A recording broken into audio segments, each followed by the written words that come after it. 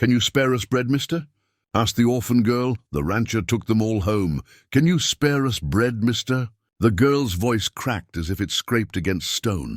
Her lips were split and bleeding. She held her little brother's hand, his shoulders sharp under a torn shirt. The rancher froze mid-step, boots grinding against the dirt outside the shuttered store. His jaw tightened. He didn't answer. The girl shifted forward. "I asked you plain." His eyes flicked to the wooden boards nailed across the store's windows, then back to her. He pulled his hat lower. "I ain't got time." Her brother coughed, a dry rattle that bent him over. The girl steadied him, glaring at the man. "You got time to walk past?" "You got time to look away." The rancher's mouth twitched. "Ain't my concern." "It is now." Her words hit like a stone dropped in still water. "You heard me ask." He looked at her then, really looked. Her cheeks hollow, eyes burning with something too old for her age. The boy leaned against her hip, wheezing. The rancher turned away, took a step, stopped. His throat worked, but nothing came out. The girl pressed harder. "You think I'd beg if I had another way? You think I'd stand out here like this?" The silence stretched. A crow cawed from a pole nearby. The boy coughed again, harsher this time. The rancher muttered low. "Keep walking, old fool." His hand gripped the brim of his hat so tight, his knuckles went white. The girl's voice cut sharp. "Please," he swallowed. The air felt heavy, the street empty but watching. She stepped closer. "Bread, just bread," his breath caught. Images flickered, small hands reaching across a table, fevered cheeks, a bed gone cold. He shut his eyes, jaw locked tight. The boy leaned into his sister, whispering hoarse. "I'm hungry." The rancher finally looked back. His chest rose and fell once, like a man carrying a stone too long. "Not again," he whispered, voice cracked as if the words themselves hurt. His fingers dug into his hat brim until it creaked. The girl waited, silent now. The boy clung to her sleeve. The rancher's boots didn't move. The rancher jerked his head and muttered, "Come on." He didn't look back to see if they followed. The girl tightened her grip on her brother's hand and stepped after him. "Why?" she asked. "Cold nights kill quicker," he said flatly. The boy coughed, a weak rattling sound. The rancher's boots hit the dirt in steady rhythm, each step heavier than the last. They trailed him down a long path, past brittle weeds and empty fields, until the house came into view. It sat tired and leaning, paint stripped away by years of dust. A broken porch swing dangled on one rusted chain. The girl stopped staring. "This is it?" "Don't like it, don't stay," the rancher muttered, pushing open the warped gate. Inside, the air smelled of wood rot and ash. Faded family portraits clung to the walls, faces dim behind glass. The girl's eyes caught one of a woman smiling faintly, a boy about her age holding a small horse. "Where's your family?" she asked before she could stop herself. The rancher stiffened, his shoulders squared. "Don't!" The word landed sharp. The girl pressed her lips shut. The boy clung tighter to her arm. They stepped into the parlor. Dust coated the furniture. A Bible sat open on a table, pages curled yellow. The rancher lit a lantern. Shadows jumped across the walls. The girl frowned. "Who else lives here?" "Ain't nobody," he said. She tilted her head. "I heard footsteps." He snapped around. "You didn't." But the boy's eyes were wide. "I heard too." The rancher's jaw clenched. "House creaks." "That's all." The girl studied his face. He wouldn't meet her eyes. His hand tightened on the lantern until the metal groaned. She whispered, "Then why's the upstairs door open?" The rancher turned, saw the dark slit at the top of the stairs, and slammed the lantern down on the table. The flame flared. "Enough!" The children froze. Silence pressed down heavy, thick as wool. The rancher crossed to the door, shoved it shut with one hard motion. The slam echoed through the house, too loud, too long, as if the walls themselves remembered every sound ever made there. The kitchen smelled of dust and boiled beans. The girl and her brother sat at the table, hands ready before the plate hit wood. The rancher set down a chipped bowl of beans and a hunk of stale bread. The lantern light flickered against the cracked walls. The children ate fast, shoving bread into their mouths, chewing hard. Crumbs scattered over the table. The rancher sat across from them, untouched plate before him. He kept his eyes on the wall, fingers pressed together. "Why help us?" The girl asked, her mouth still full. "Guessing I owe," he said without looking at her. "To who?" His hand twitched. "Eat." She slowed but didn't stop. "You could have left us." He finally turned his head, eyes sharp. "Said eat." The boy's cough echoed soft against the wooden room. The rancher's gaze flicked toward the window. Outside, the hill rose behind the house, dark against the fading sky. The girl followed his eyes. She saw the shapes, crosses made of iron, crooked, planted deep. Her chewing stopped. "Yours?" He nodded once, slow. Her voice dropped. "Family?" He stared back at her, face hard, then looked down at his plate. The boy's spoon clattered to the floor. He had stopped eating, eyes fixed on the far corner of the room. The old rocking chair there was moving, slow and steady, though no one sat in it. The girl's breath caught. "What's that?" The rancher didn't look. "Wind." "There's no wind." He slammed his palm flat on the table. "I said it's wind." The chair creaked again, slow as a heartbeat. The boy's small hands tightened on his spoon. The rancher rose, grabbed the back of the chair, held it still. His shoulders were shaking. He left it there and returned to his seat. "Eat," he said again, voice low. The girl stared at him. "You're scared too." He didn't answer. His fingers tightened around his hat, then loosened. He picked up his fork but didn't lift it. He bowed his head, voice rough and breaking. "Lord, forgive me for not saving them." The chair stayed still now. The children didn't move. The lantern hissed, light dimming, shadows stretching long across the kitchen walls. The pounding shook the frame of the house. The rancher froze, spoon halfway to his mouth. His knuckles whitened. The girl whispered, "Who is it?" He set the spoon down slow. "Stay quiet." Another round of knocks, harder this time. A voice called, low and steady. "Open up." The rancher pushed back his chair, crossed the room, and pulled the door open. The sheriff filled the doorway, hat shadowing his face. Badge glinting in lantern light. "Heard you took in strays," the sheriff said. "They're kids." "Not strays," the rancher answered. The sheriff's eyes flicked past him into the room. "Well, don't make room for more mouths." The girl stiffened. The boy pressed close against her side.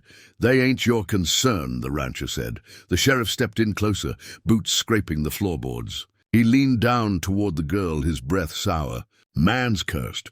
Folks that stay here don't stay long." The girl's eyes went wide. She whispered, "Cursed?"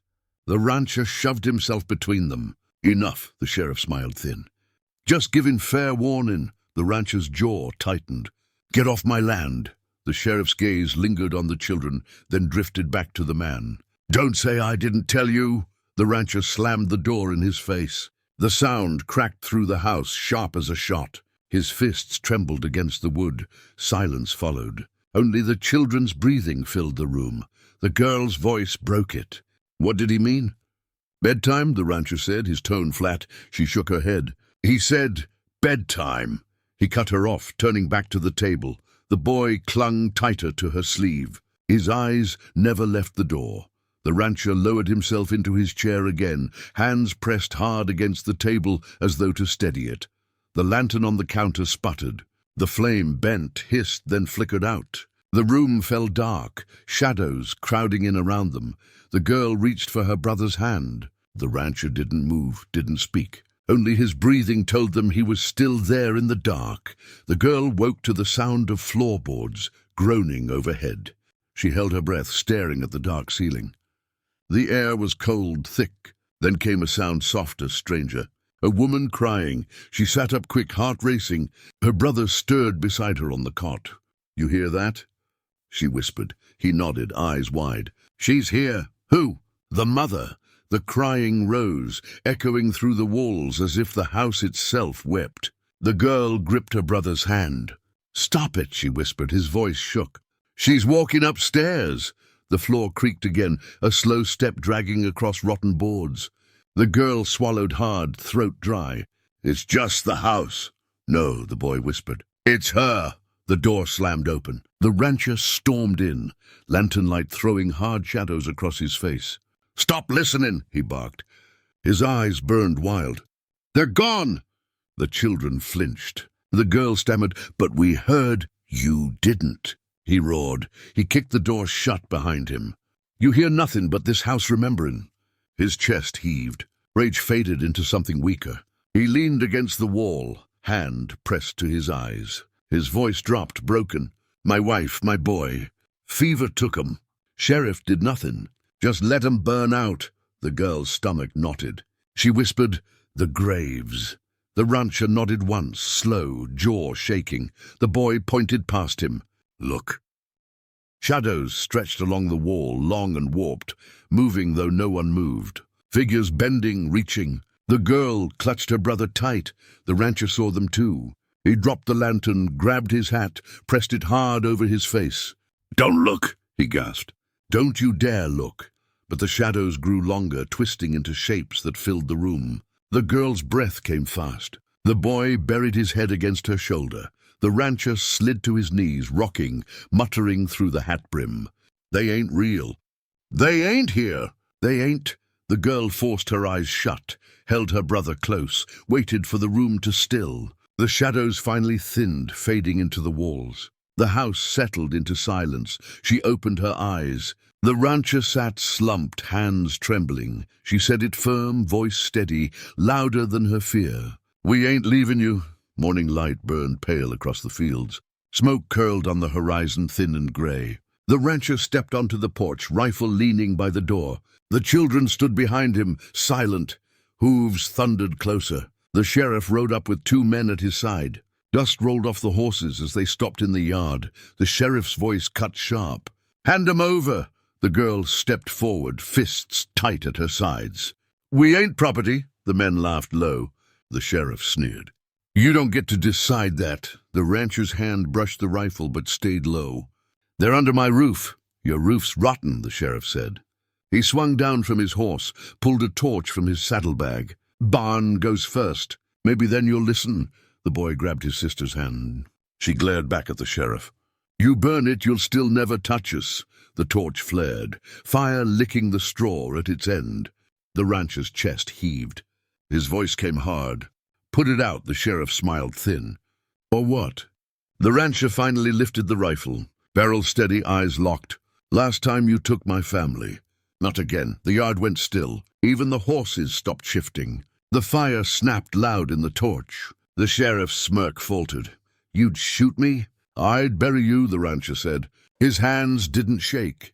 The men shifted uneasy in their saddles. The girl's voice broke the silence. Oh, we ain't afraid. The sheriff spat in the dirt, snarling. Then he swung the torch down, jammed it into the ground. He climbed back onto his horse, face twisted. Fine, he muttered. But this ain't done. The rancher fired into the dirt between them, the crack shattering the air. Horses reared, men cussed. The sheriff yanked his reins, retreating fast with his men. The smoke drifted away. The rancher lowered the rifle slow. The children didn't move, breath tight in their chests. The yard was quiet again, but the ground still smoked where the shot had struck. The air still carried the smell of gunpowder and smoke. The rancher guided the children back inside, shut the door, and leaned his rifle against the wall. His face was drawn, but his steps were steady now. He went to the counter, pulled a small loaf from the oven, its crust dark and cracked. The girl and boy sat at the table, waiting. The rancher placed the loaf in the center. He sat down across from them, hands rough against the wood. The girl studied him. Why now? He met her eyes. 'Cause dead don't eat bread. Live and do. The boy's voice was small. Then we stay? The rancher nodded. You stay. The silence that followed was softer than before. The girl tore off a piece of bread, passed it to her brother. He chewed slow this time, not frantic like before. She took another piece for herself, then glanced at the empty chairs. Without a word she rose, fetched 2 chipped plates from the cupboard, and set them at the far end of the table. One in front of the seat nearest the window, another by the chair with the worn cushion. The rancher's jaw tightened. His eyes flicked toward the iron hill outside, then back to the girl. He didn't stop her. He only lowered his head, hands folded tight. The lantern hissed and glowed, throwing warm light across the room. Shadows stretched, but no longer seemed to reach. The bread was passed in silence, torn piece by piece, hands moving across the wood like a quiet promise. The boy whispered, "It feels different." The rancher nodded once. "It is." The girl's voice was steady. "We'll eat here every night. All of us." His throat worked, but he didn't answer. He broke a piece of bread, placed it on one of the empty plates. His shoulders eased for the first time since they'd stepped into his life. The lantern flames swayed, casting soft gold against their faces. The long table held them together. The rancher whispered, barely louder than breath, "Home ain't what you're born to. It's what you fight to keep."